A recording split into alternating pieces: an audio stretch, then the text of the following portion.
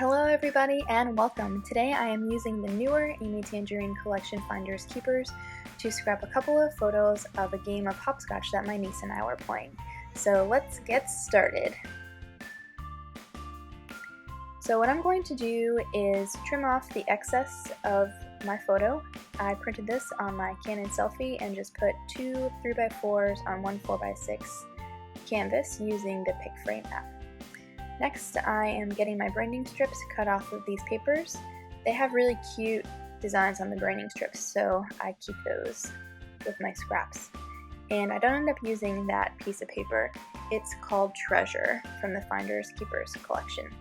And here I am just writing down the numbers in the order that I use these papers so that I can let you guys know what they are. Okay, so when I was thinking about the layout for this page, I decided to go with a loose grid format, which means that I needed another 3x4 box to put my journaling on.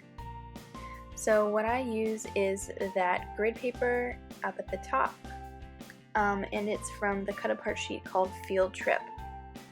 So the photos don't have anything to do with my journaling, which I've never done before, but I'm a big Instagram user and I follow a lot of bloggers. And a lot of times they post photos that don't have anything to do with their caption.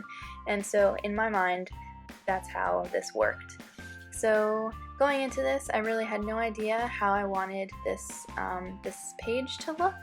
So I'm just trying to figure out what exactly I want. I've pulled the clear sticker sheet and the book of washi tapes because I want to keep my photos in a set of 3 like they are now, but I want something beneath the one photo on the right to kind of anchor it so that it's not just floating there. So I was looking through those supplies to see if there's anything I can use. So what I use to ground the entire block is this dot paper, and it's called Expedition, and that is where the photos in the journaling box are going to live.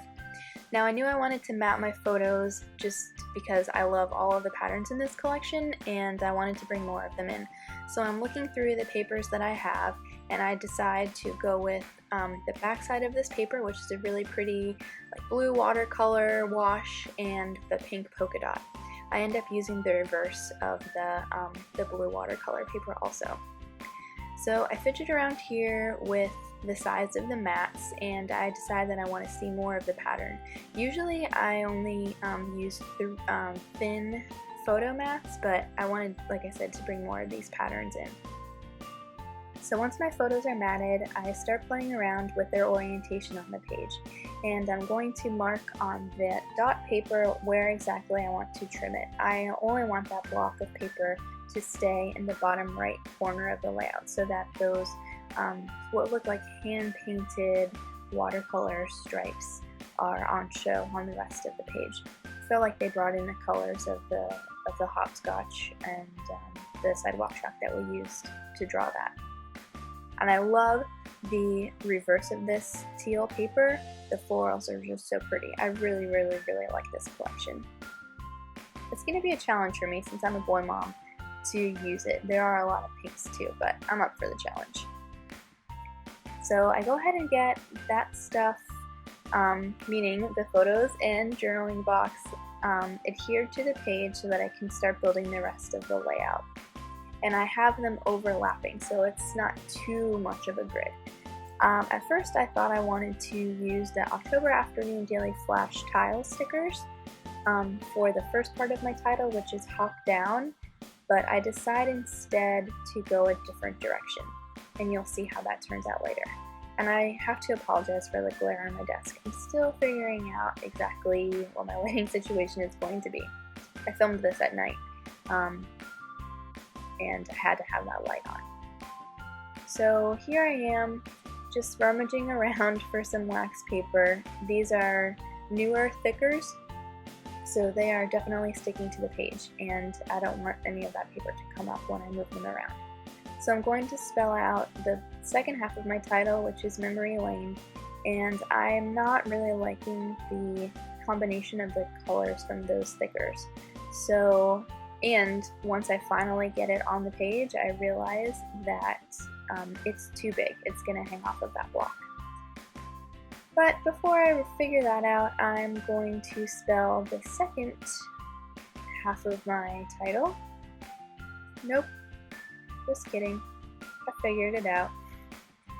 So then I decide to spell the word memory from these older white and tangerine thickers. And her collections really do mix very well. I could see a lot of these papers going with the Rise and Shine collection, which has a lot of orange and pink, and so does this one. So they look really good together. So what I decide to do is instead use those stickers for the word lane.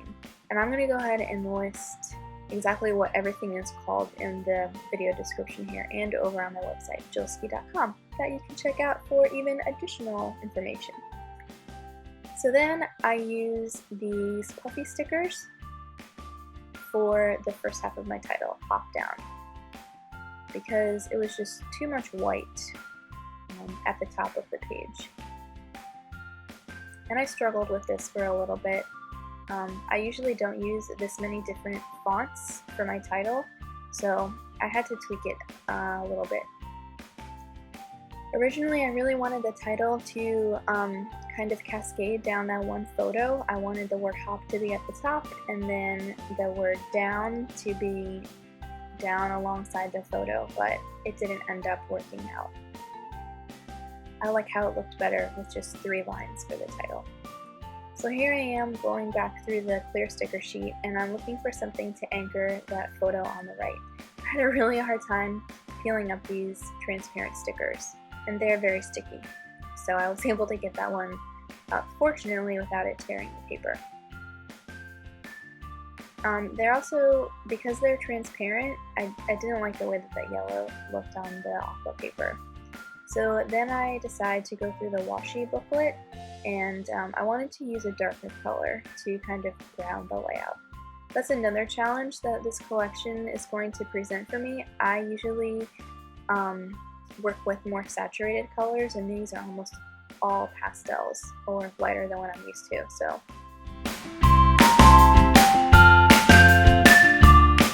next, I thought I wanted to add this wood grain washi tape.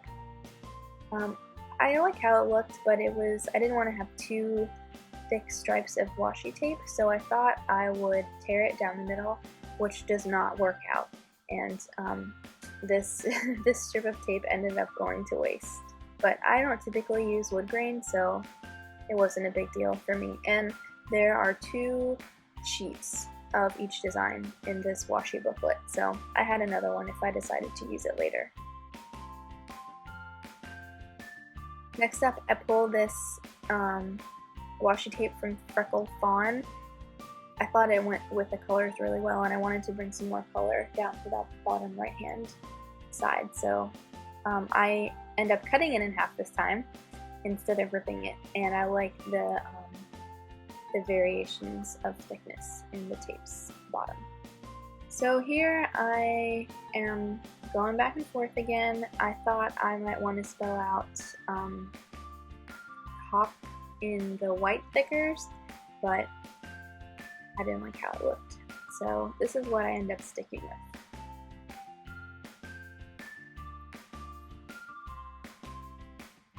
Next up, I pull out the clear sticker sheet again to start thinking about my embellishments, but as I think about those, I decide to go ahead and get my title down.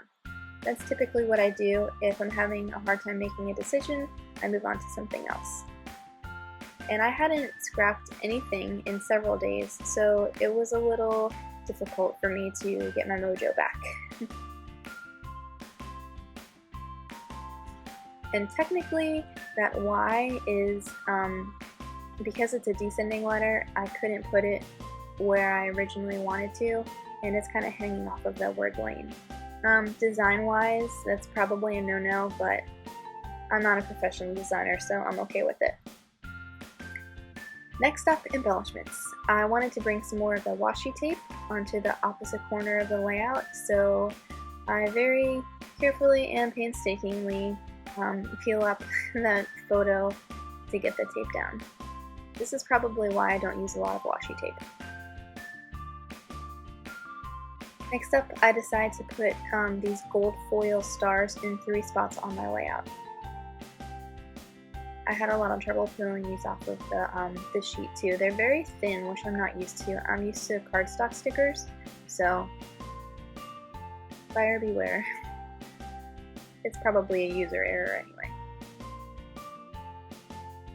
So then I'm using these enamel hearts from the same collection and putting those also at 3 different spots on the page, creating a triangle around the photos. Next up, the clear sticker sheet again. I grew up in South Florida, so it made sense to me to put this palm tree on the page. There were also palm trees in the yard where we were playing, so hey, it's not a camera, which is what I usually use. I thought I might want another sticker up at the top, but it was too big and it wasn't really pointing in any direction, so I decided to go with this sticker that's a bunch of hash marks. And I'm just putting, you saw me there put the sticker on the back of my hand. The oils in our skin actually remove adhesive from stickers and things like that, so a lot of times that's what I'll do is I'll just peel the sticker up and down from my hand or my arm a few times to get the adhesive off so I can kind of figure out where I want it. Next up, I'm writing my journaling. And it says, ever since Owen was born, I have been recalling to mind things of my childhood that I thought were long forgotten. A stroll through the toy store reminds me of a lot of the toys that I played with as a kid. They still make them. The game of hopscotch with Elena reminds me that I haven't drawn those boxes in years. I hadn't thought about singing John Jacob Jingleheimer Schmidt at the top of my lungs until I heard it on Toddler Pandora. It's cool to remember all those little moments and watch Owen make some of his own. Who knew having a child would let me experience moments of my childhood all over again?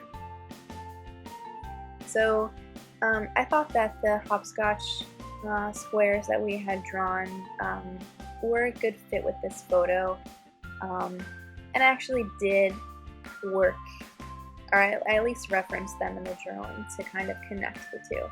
So I was really worried with the spacing of the journaling on this page. I only had this one paper from the cut apart sheet to work with, so if I messed up, that was it. I ended up having to squeeze in at the very bottom, but it's okay. I stamped the date on the page, and that's it. Here's a look at my completed layout and a few close-ups. If you guys have any questions, feel free to leave me a comment below. If you like what you see and want to see more, feel free to give me a thumbs up, and you can get a detailed description of the supplies I used in the description below or on my site, jillski.com. Thanks for watching!